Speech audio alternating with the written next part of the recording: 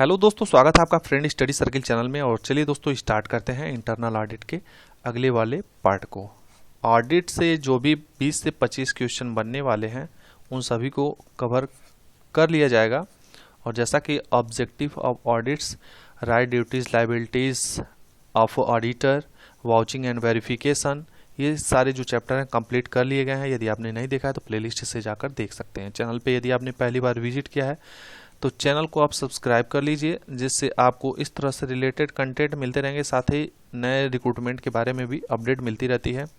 Video को like कीजिए और कमेंट बॉक्स में बताइए कोई भी क्वेरी हो तो। चलिए शुरू करते हैं। और पहला क्वेश्चन है, निम्नलिखित में से कौन सा कथन असत्य है। अब कथन दिया है, कौन कौन से कथन है। पहला कह रहा है आंतरिक नियंत्रण में लेखांकन नियंत्रण शामिल नहीं है। दूसरा, सभी व्यावसायिक संगठनों में आंतरिक नियंत्रण अनिवार्य है।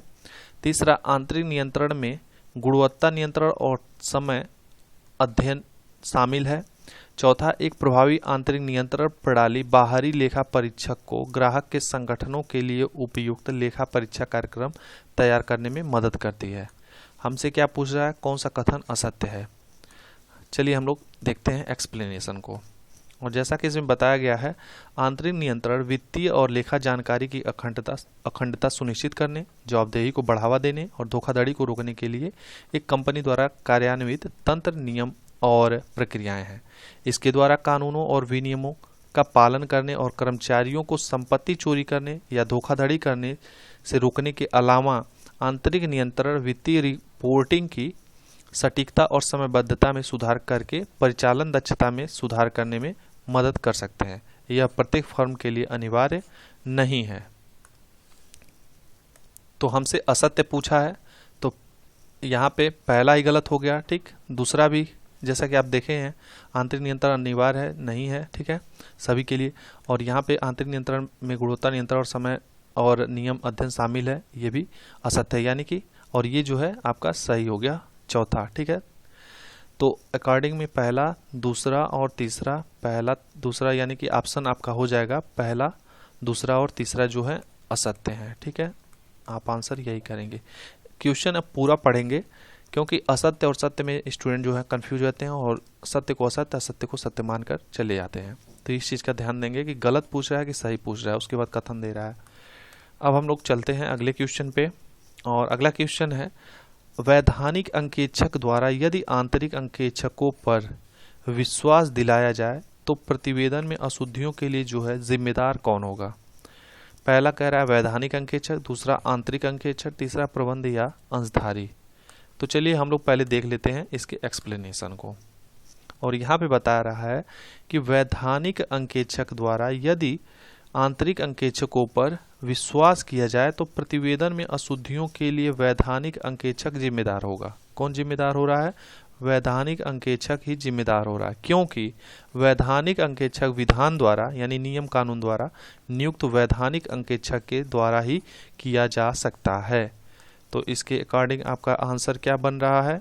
आपका आंसर बन रहा है, राइट आंसर हो रहा है वैधानिक अंकेक्षक यानी स्टेटरी ऑडिटर, ठीक। अगला क्वेश्चन हम लोग चलते हैं। और अगला क्वेश्चन है, ऐसी व्यवस्था को जिसके अंतर्गत प्रत्येक व्यक्ति का लेखा कार्य अन्य सदस्यों द्वारा जांचा जाता है, इसे क्या कहते हैं? पहला दे रहा है आंतरिक अंकेक्षक, दूसरा बाह्य अंकेक्षक, तीसरा आंतरिक जांच या चौथा नमूना जांच। तो क्वेश्चन सॉल्व करने से पहले आप कंफ्यूज होंगे पहला ऑप्शन और तीसरे ऑप्शन में। तो चलिए हम लोग दिखा देते हैं आपको ऑप्शन नंबर क्या होगा। तो यहाँ पे बताया जा रहा है आंतरिक जांच। कौन सा जांच? आंतरिक जांच आंतरिक नियंत्रण प्रणाली का एक अभिन्न कार्य है। आंतरिक जांच आंतरिक नियंत्रण प्रणाली का एक अभिन्न कार्य है। यह स्टाफ सदस्यों के कर्तव्यों की इस तरह की व्यवस्था है कि एक व्यक्ति द्वारा किया गया है कार्य स्वचालित रूप से और स्वतंत्र रूप से दूसरे द्वारा जांचा जाता है, ठीक है। जिससे क्या होता है, छल कपट की जो संभावना है वो कम हो जाती है। तो यहाँ पहले सेंटेंस में आपका आंसर मिल गया है और इसके अकॉर्डिंग आपका आंसर क्या हो जाएगा? आंतरिक जांच, ठीक। राइट आंसर हो जाएगा आंतरिक जांच।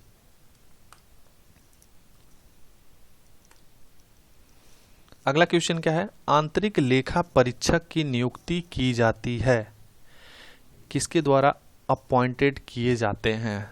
पहला संचालक मंडल, दूसरा अंशधारियों द्वारा, तीसरा केंद्र सरकार या कंपनी सचिव द्वारा। तो कंफ्यूजन ना हो आपको, इससे पहले हम लोग देख लेते हैं इसकी व्याख्या। और इसमें बता रहा है कि एक आंतरिक लेखा परीक्षक एक लेखा परीक्षक होता है जिसे आंतरिक लेखा परीक्षक कार्य करने के लिए कंपनी के संचालक मंडल द्वारा नियुक्त किया जाता है। किसके द्वारा? यहाँ पे कंपनी के संचालन मंडल द्वारा नियुक्त किया जाता है। यहाँ पे मैनेजमेंट वर्ड भी यूज हो सकता है या फिर प्रबंध द्वारा भी हो सकता है, कंफ्यूज मत होइएगा, ठीक है। और कह रहा है यह आमतौर पे कंपनी का एक कर्मचारी आंतरिक लेखा परीक्षक के रूप में कार्य करता है, जबकि कुछ कंपनियां बाहरी विशेषज्ञ को आंतरिक लेखा परीक्षक के रूप में नियुक्त करती हैं। कुछ कंपनी जो है बाहरी विशेषज्ञ को भी इंटरनल ऑडिट के लिए नियुक्त कर सकती हैं, ठीक। तो आंसर आपका क्या हो जाएगा? आंसर हो जाएगा आपका संचालक मंडल द्वारा। राइट आंसर हो जाएगा संचालक मंडल। आगे हम लोग चलते हैं। क्वेश्चन है, जहां आंतरिक जांच पद्धति संतोषजनक नहीं है, यानी आप सेटिस्फाइड नहीं है, वहां अंकेक्षण की कौन सी पद्धति ठीक रहती है? ठीक है, पहला दे रहा है निरंतर अंकेक्षण, दूसरा मध्य अंकेक्षण, तीसरा लागत अंकेक्षण या कर अंकेक्षण यानी टैक्स ऑडिटिंग। तो आंसर कंफ्यूज होंगे, किस में कंफ्यूज होंगे? एक तो निरंतर में और एक मध्य में। तो कंफ्यूज मत होइए, चलिए हम देख लेते हैं इसके एक्सप्लेनेशन को। और यहाँ पे कह रहा है एक निरंतर अंकेक्षण यानी कंटिन्यूअस ऑडिटिंग एक आंतरिक प्रक्रिया है जो लेखांकन प्रथाओं, जोखिम नियंत्रण, सूचना प्रौद्योगिकी प्रणालियों और व्यावसायिक प्रक्रियाओं की जांच करती है। ठीक है, ये कंटिन्यूअस ऑडिटिंग है।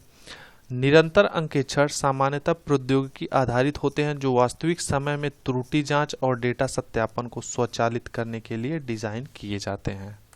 तो अब आपका आंसर मिल गया है और आप आंसर करेंगे निरंतर अंकेक्षण। ठीक है, राइट आंसर हो जाएगा कंटिन्यूअस ऑडिटिंग।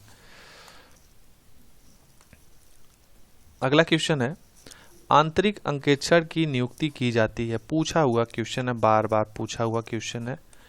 प्रबंधन द्वारा, अंशधारियों द्वारा, सरकार द्वारा, वैधानिक द्वारा। तो जैसा कि उसी एक्सप्लेनेशन में हम आपको बताए थे और यहाँ पे फिर से आपको दिखा देते हैं। यहाँ पे बताया जा रहा है कि आंतरिक अंकेक्षण आंतरिक नियंत्रण का एक भाग है।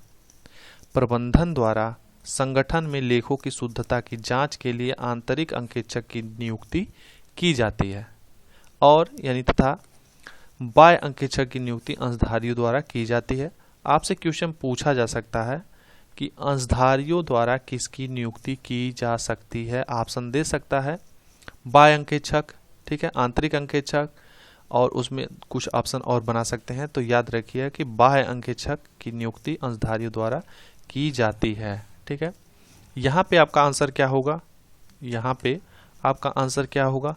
यहाँ पे हो जाएगा प्रबंधन द्वारा।